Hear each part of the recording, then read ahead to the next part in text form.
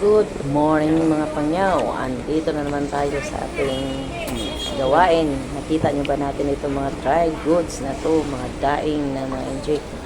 Ito ay matatagpuan lang sa Saying Phone. Kung kayo utusan na inyong mga amo na bumibili kayo ng mga dry goods like sa mga daing, mushrooms, dito po ang wholesaler, mga sausages. Pagdating na may Chinese New Year, puno ng tao dito. Dahil dito sila namimili lahat.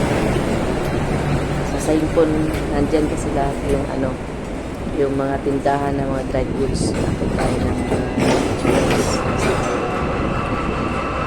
Dito lang makikita. Kahit taga-China, pumunta sila dito para mamunta. Kasi nilang na lang ng mga paninda dito sa sidewalk. Yan, ang Saingpon Market, kung mag-train ka, baba ka lang ng Saingpon Exit B.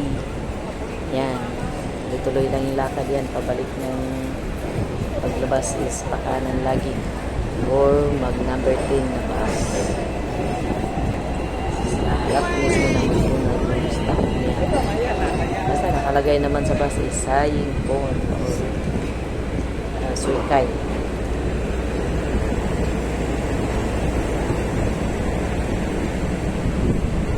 Tayo ay naglalakad-lakad. Baka sakaling makatisod tayo ng salapi.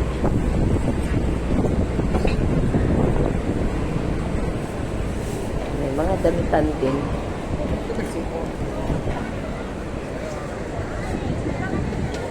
Pagkain, pa-inject,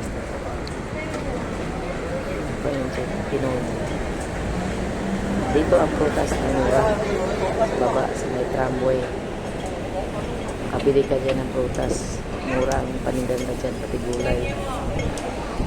Diyan ang fish.